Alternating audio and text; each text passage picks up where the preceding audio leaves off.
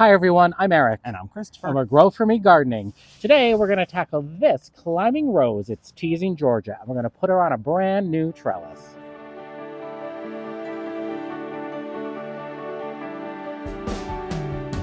Well, welcome to our garden. We are in upstate New York in zone 5B/6A. And this is our Teasing Georgia Climbing Rose. And it looks a mess because it was a mess last season. It got way out of control. It grew humongous and completely outgrew this trellis. And by the end of the season, it was shooting 12, 14 feet tall, and we were unprepared for how quickly this would grow. So this rose is located on the east side of our house, which means that it gets morning sun all the way throughout the entire morning and then even some early afternoon sun. And it really seems to like this spot.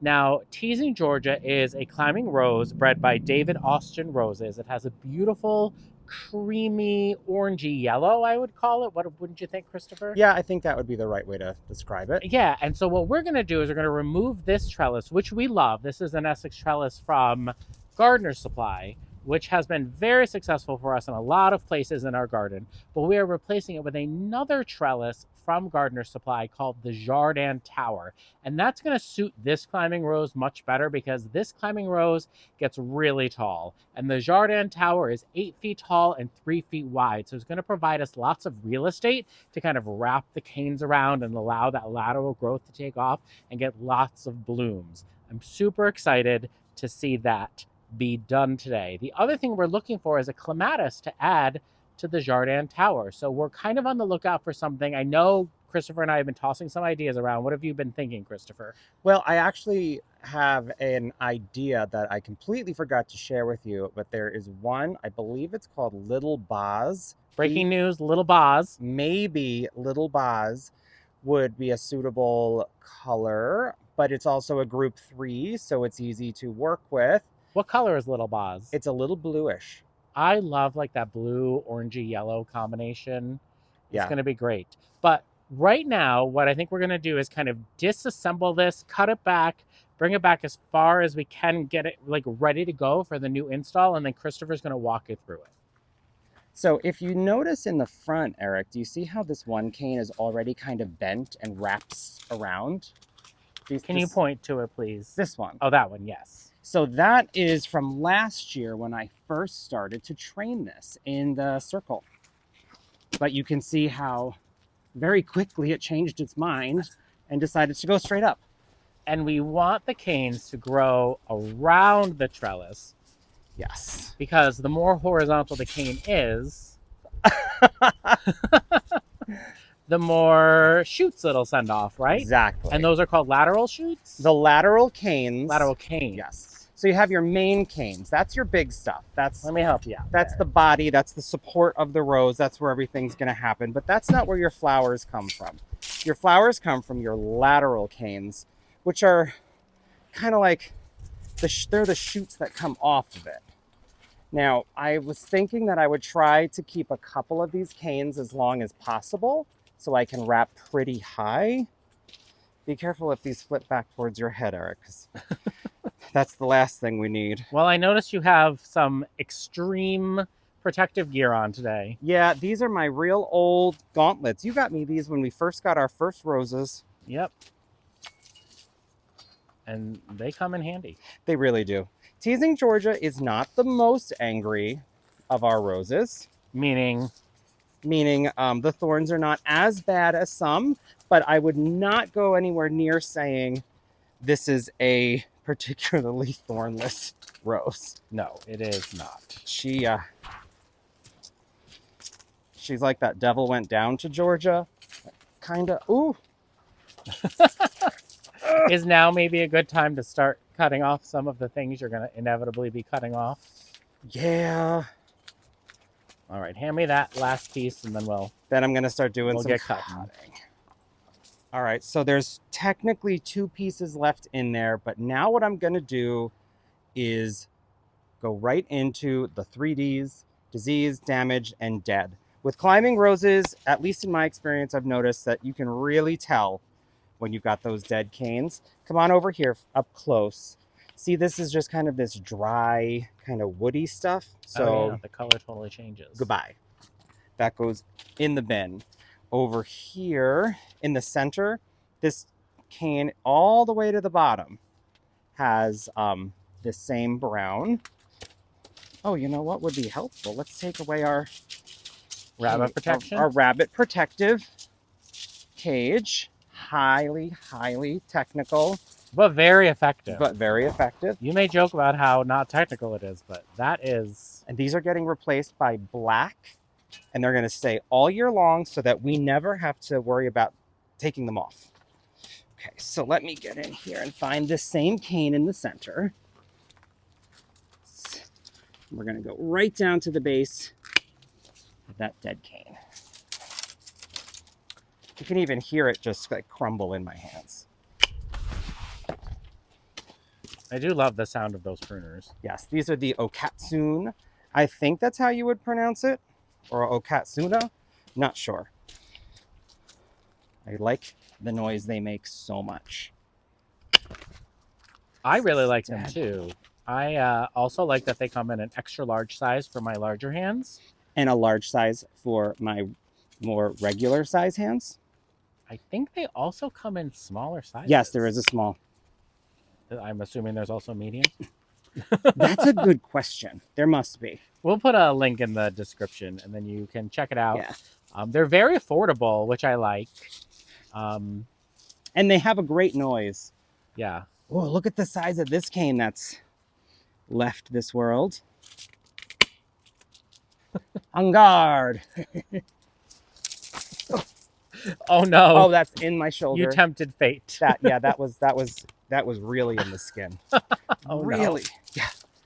You have to be careful with rose thorns. People get serious infections from them. Look, it's still in me. Okay.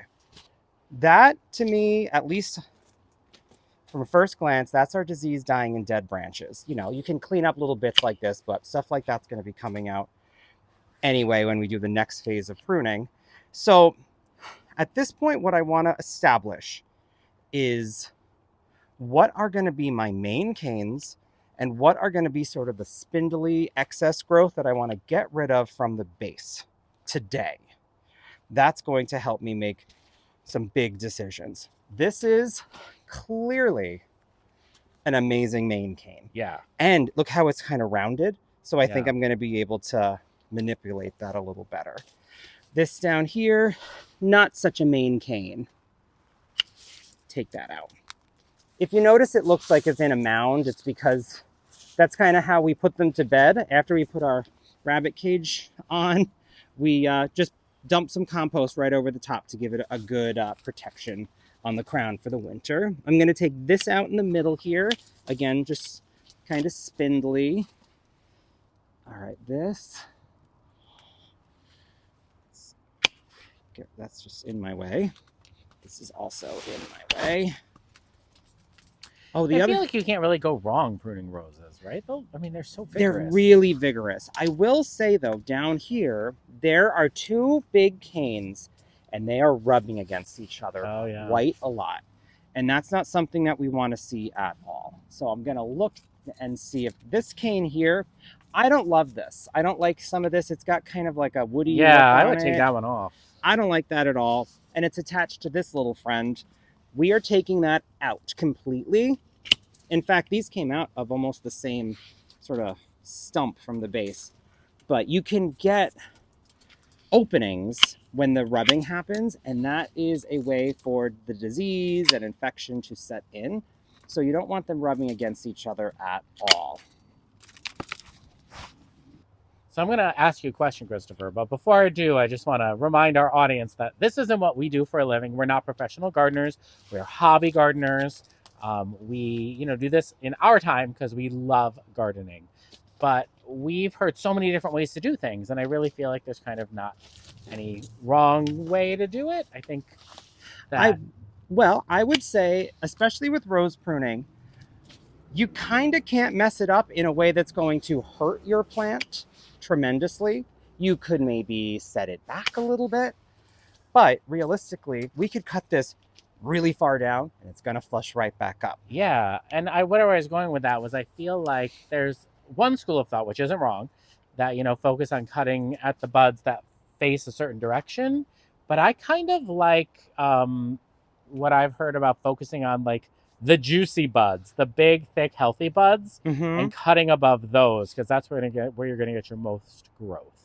Yes, I like the idea of cutting from the juicy buds. That is definitely going to be something we consider as we go. So right now, if you look at the base, you can see that I've taken out most of those kind of spindly ones that were coming from the bottom. And now I'm just going to decide on a handful of canes. I mean, this is a seriously like powerful rose right now. I just Yeah. want to decide on a couple that I'm going to remove because I don't want it to be that congested, if that makes sense. Yes. There is not to be a backseat pruner, but there is a spindly cane up front growing from the ground. Oh, yes, there is a But spindly it's probably cane. hard for you to see from back there. Aha. Let's take a moment and kind of go through how we planted this rose initially. So this rose, we did not purchase bare root. This rose came in a can from a local garden center. And it was clearance. And it was the end of the season. And so how do you want to just share with everybody how we plant our David Austin roses? Yes, because we're in a cooler zone. And until recently, we were, in that strong 5B, and now they've kind of bumped us a little bit more towards the 6 zone. We plant the crown of our plants at least a foot under the soil level. There we go. It's in the pocket. I did it. Yay! So when we initially dig this hole, that some of the David Austin rose pots, they're those kind of square ones, they're really long. I put that entire can in the ground and then another probably 6 inches below, bury it completely with a mix of compost and rose tone and native soil to give it the best start. And then it grows exactly like this from that deep in the ground every single year. And lots of water. Lots and lots of water. I feel like roses are probably our most water thirsty shrubs we have in our garden. Yeah. So the hard thing right now is that I have to get this somehow up and off, and that's going to be a struggle. I am thinking that this cane, as much as I love it, is probably going to have to go. And the reason I say that is it gets a little upset in this section. See this right here? Do you think maybe we can cut it at a juicy bud? We could, where's there a good juicy bud? See, this is lateral, so the juicy bud is here. This right here would be a lateral cane coming from a main cane. And so there's a juicy bud there. Right here. Oh, here. Oh, I can't see it. That looks pretty juicy. Why don't I do it? There's also kind of one right there. Let's take it from this part right before this cane here, so it's on the clean side.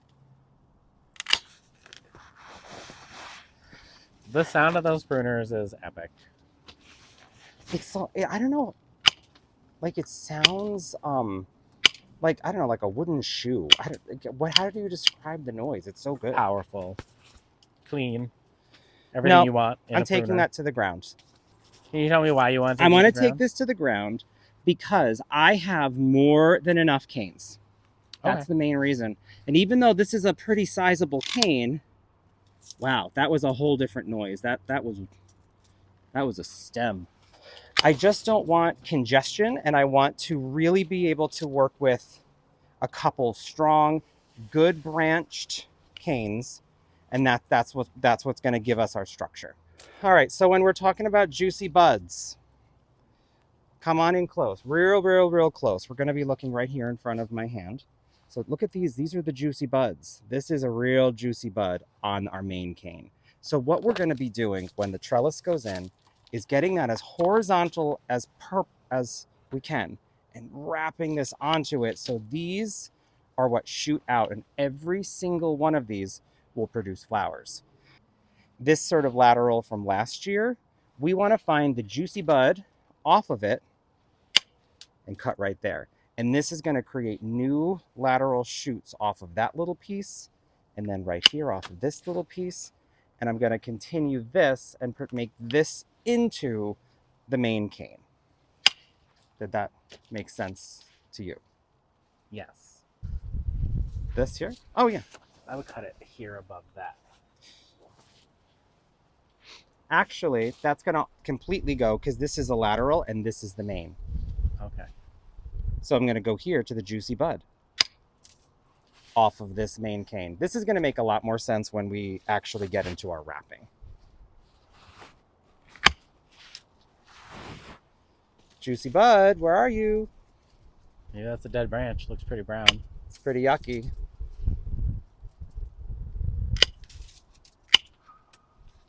Okay. We're almost done with this step, and then we're going to get the rest of this trellis off. Have to make a decision here, right? So this is a main cane, and it does split into two pieces. So which one of these do we want to be the continuation of our main cane? Do you want to wait and see once the big trellis is on, which wraps easier? Well, the only reason I think it's this is look at all these juicy, this is like filled with the juicy bud. Like this is like a pack of juicy fruit gum. So this is going to be the last one. Or should that come out completely? I think it should come out. I don't think we need this. 1, 2, 3, 4, 5, 6, 7, 8. It would leave us with 7 canes. I'd be okay with 7 canes. Okay. Ooh. Much easier to remove. The big canes, those thorns are a half-inch long. I do think this is helpful to see in case you have a trellis that maybe not just is too small for the rose, but maybe you have like a wooden obelisk trellis that's fallen apart. Like you can do quite a bit of your pruning, and it does make it much easier in the end to remove. Now what we need to do is set the camera down, and we need to put together the Jardin Tower.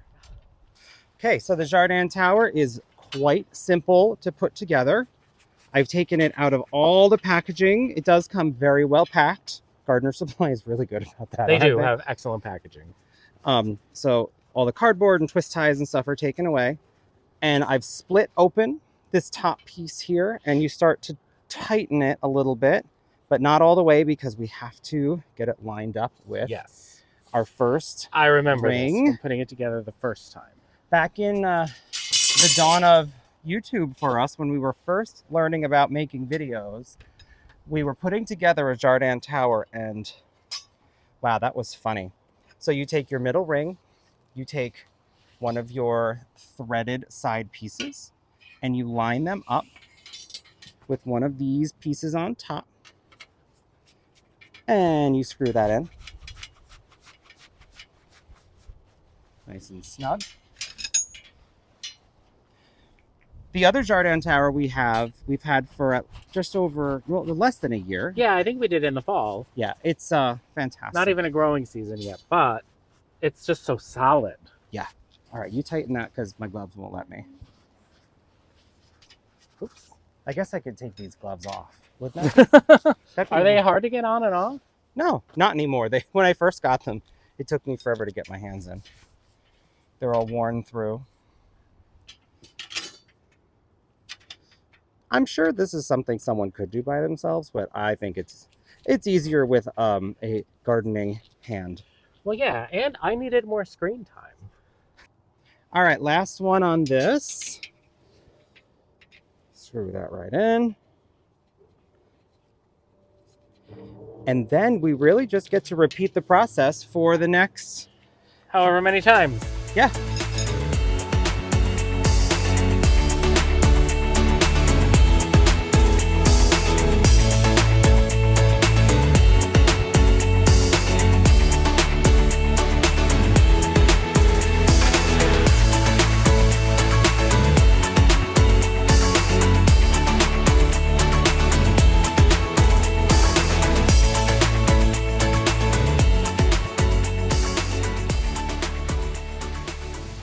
So we're doing an experiment. We have the camera sitting on top of one of the fence posts. I know. I'm pretty proud of myself. I think it's pretty genius. So this is going to be something. We're going to get this on top of the rose. Okay. Let me just not step on the drill. Hoping I could kind of like scooch back here. Okay. And lift it straight up. And then... Ow. Okay. So far, so good. Right? Yeah. You take care of the branches because you have the gloves on. Yep, I've got... Oh, I heard... Nope, that wasn't a snap. We did it. We're in. We're in. Now this is kind of what I anticipated, there being at least one of the legs in the gravel, which is fine. Yeah, I think that'll be okay. Wow. Does this look amazing? It really is. It's remarkably level right now too, which is so fun. Yes, it just has to go about 6 inches into the ground. Yeah. So what we normally do with our trellises is we have a really skinny auger, the kind that you would use for crocus bulbs, tucked into our little electric drill. And we usually just kind of prop this over a little bit so we know where the holes are. So I'm going to go ahead, now that we see where the hole is, I'm going to wiggle them around. Yep. Okay. And then I will lift this and twist it. A little. Yep. Now we're twisted to the side. Now Christopher is going to auger those holes. You're going to start in the stone? Yeah, I want to start in the stone. Yeah, let's do it.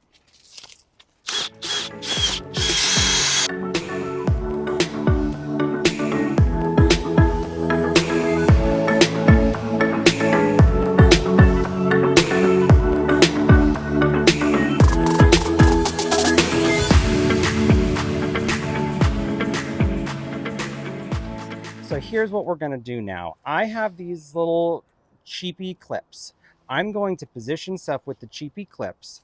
And then we have this nice, is it like plastic coated wire? Yeah, it's and like a rubber coated wire. And then I feel like that's a little more of a Gentler. permanent solution because these things, I think they just melt over the winter sometimes. Okay. So now we have to create a spiral effect. Which direction do you think it's naturally going to spiral? Are we a clockwise or a counterclockwise? Pull on some of the canes and let's see. Which way? Well, obviously, I'm guessing counterclockwise, but it seems you might be thinking that might be clockwise. Because that's got a natural bend. This has a kind of bend there. I think we're going to go with clockwise. If I have to do some in the other direction, I guess that's okay. Yeah. Let's see if hydrangea branches in the way, but can't prune it. Don't prune it. Oak leaves. This branch right here is not happy. It's got a little bit of a damage to it. So I'm actually taking that out right here. So as this branch grows, then in the season, we'll have to come back and tend to it. Yes. But I think it had gotten damaged in the movement. Oh. That's okay. Yes, if anyone has a suggestion for a clematis, preferably a Viticella, that seems to be a very popular variety to grow through roses. Did that really bend that well? Yes. Wow.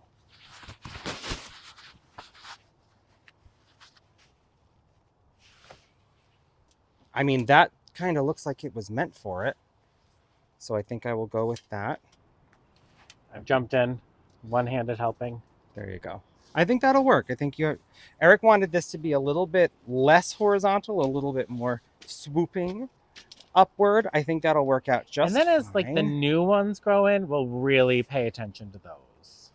This is a very flexible cane so far. This is probably the most flexible that we've worked with. So that's I'm nice. Gonna get way down here and I'm gonna try and get low with it. That looks really good right there. Yes, this is the one for this. And in years to come, what'll be good is they always send out more canes from below and we'll get blooms on those. Yes. Now some of them might want to go the other direction, right? Just because I'm like this one right here, and I know we're not there yet. I'm probably jumping ahead, but it looks like it might want to go that way. Yeah. But I don't know. I guess I kind of just feel fancy, and I kind of want to do like, can we like perform a spiral? I think it'll look so cool. Who doesn't love a spiral being performed? And I feel like after creating a structure that's this good, in years to come, we'll be doing pretty traditional climbing rose pruning. from here on out. This is something. This is a pruning of a different kind. Yes, I see it. I see it. Do you see where I'm going? Not yet. There's a perennial right here that both of us have stepped on and neither of us know what it is. So apologies to that perennial. And I'm not so worried when I'm pruning about the direction of my buds, only because these things are powerful. They're going to go whichever way they want. So we just want a nice juicy one that we know is going to produce beautiful flowers. Okay, so we've sketched out our shape.